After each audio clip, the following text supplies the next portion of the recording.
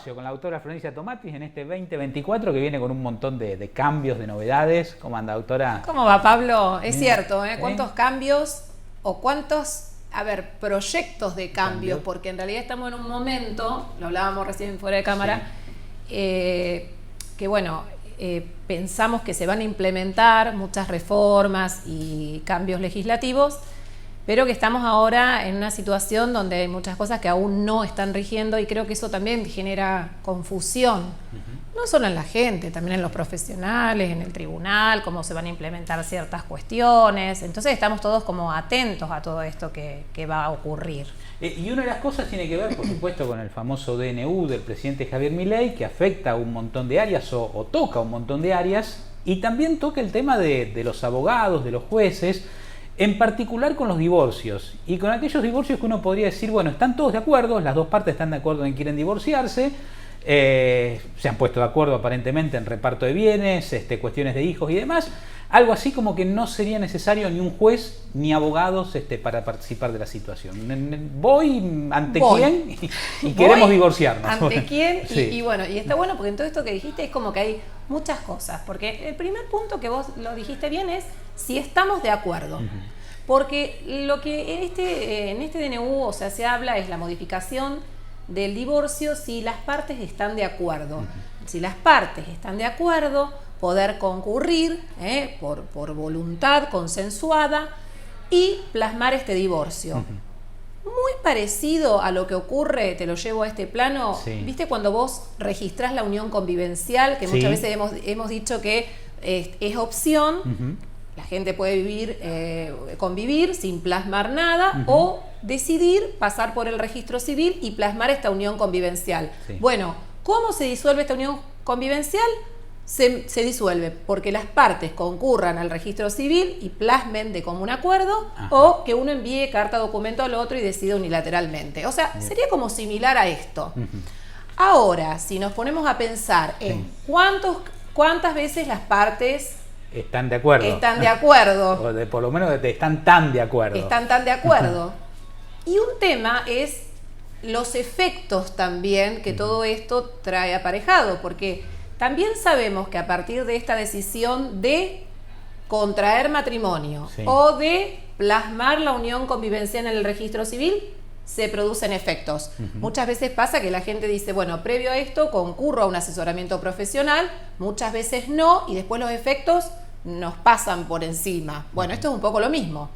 Pero para sí responder esta primera inquietud, dejar en claro que lo que esto implicaría, a diferencia con lo que rige hoy, es que debería ser un caso en que las partes estén de acuerdo, concurran al organismo en donde se celebró ese matrimonio, que todo esto no está muy bien especificado, es decir, serían cuestiones a plasmarse, a implementarse, y que también sería potestativo de cada provincia.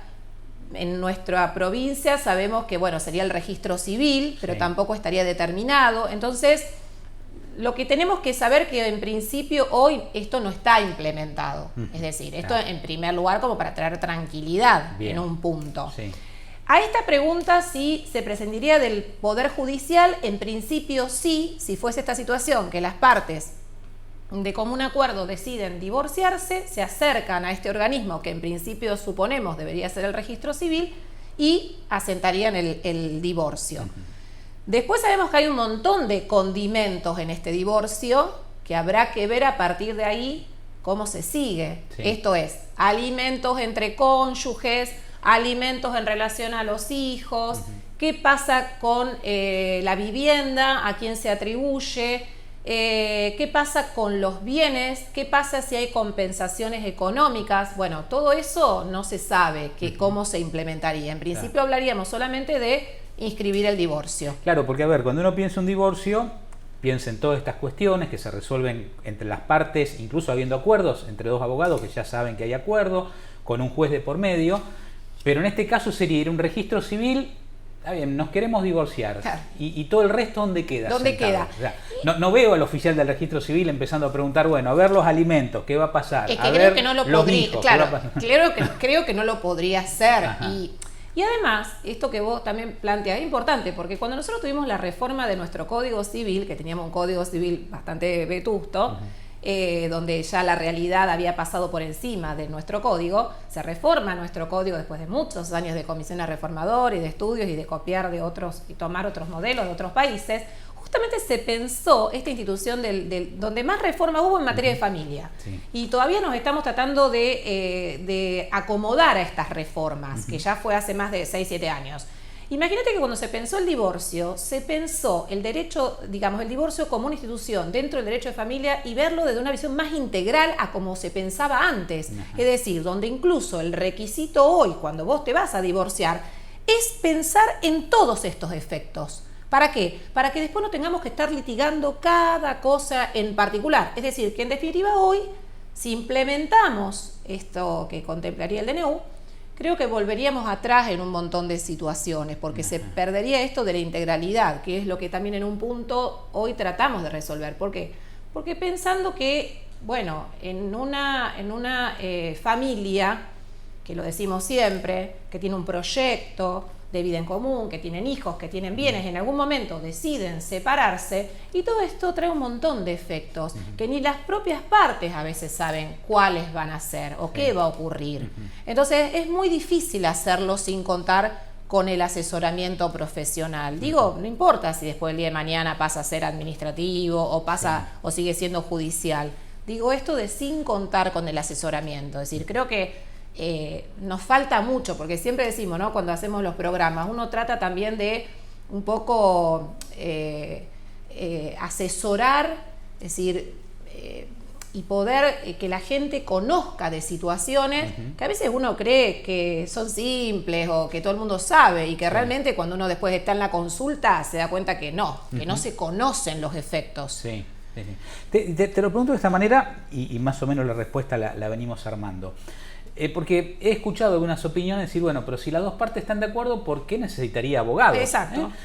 Y en definitiva es porque el divorcio no conlleva solamente la decisión de dejar de vivir en común, que probablemente esté tomada y no haya discusión sobre eso, sino un montón de efectos colaterales de lo que significa dejar de vivir en común. Exacto. Si nosotros pensamos, por eso digo, si lo pensamos desde la situación de la disolución del vínculo, por eso yo te hice el paralelismo con lo que ocurre hoy con la unión convivencial. En la unión convivencial también está la posibilidad de que si dejamos de convivir, ir juntos al registro civil y plasmarlo. ¿Cuántas veces ocurre? Te diría ninguna. ¿Por qué? Porque generalmente a partir de la ruptura empiezan un montón de efectos. Sí. Es decir, empiezan un montón de conflictos. Es más, que si a veces no empiezan al inicio, ocurre al tiempo. Entonces, esto del asesoramiento previo incluso, que mucha gente lo hace antes de separarse, antes de dejar de convivir, la gente se acerca al estudio y se asesora. Entonces, esto que vos marcás con respecto al divorcio, sí, no es solamente decir, bueno, se disuelve el vínculo, vamos al registro civil, sí, tal vez, perfecto, puede ser que ahí sea tal vez más simple que judicializarlo, aunque hoy con el divorcio express tampoco es tan complejo, porque sabíamos que el divorcio express hoy nos da la posibilidad en la actualidad de el otro quiera o no quiera, exista voluntad o no del otro, no importa el tiempo que haya que estado casada, no importa el tiempo que me haya separado, puedo ir y plantearlo judicialmente. Sí, es ingresar una demanda al tribunal, pero también es plantear un montón de circunstancias que tal vez nos van a aliviar de futuros inconvenientes. Entiendo que de alguna forma el asesoramiento siempre tiene que estar, por esto que vos decís. Hay un abanico después de cuestiones que no son menores, y lo hemos tratado incluso, digamos, en programas donde en forma particular hemos hablado de la vivienda, por ejemplo, de los alimentos, del régimen de comunicación, qué pasa con las vacaciones, qué papá se lleva acá. Es decir, entonces la pregunta es si esto podría resolverse frente a la sola situación de acudir al registro o al organismo competente y plasmar el divorcio. Entiendo que no. Pero bueno, creo que todos estos cambios apuntan obviamente a esquemas de mayor libertad, que también en nuestro código fue un poco la idea de empezar a volcar esto de, bueno, que ya no haya culpa en el divorcio, que no tenga que haber un culpable para acceder al divorcio. Bueno, habrá que ver en el correr de este tiempo cómo todo esto empieza a implementarse. Por lo pronto, hasta ahora no está implementado esto. Por ahora no. Así que... ¿Y de qué depende, por ejemplo? ¿Está dentro de la ley Ómnibus esto que va a aprobar el Congreso? Claro, en realidad, y también después va a depender en principio de cada provincia cómo puedan implementarse, y bueno, y habrá que ver ahí también, entiendo que en nuestro caso serían los registros civiles, cómo pueda todo esto implementarse. Así que bueno, a estar atentos. Este va a ser un año para estar atentos. Doctora, muchas gracias. Gracias a ustedes. Nosotros seguimos en E4 TV.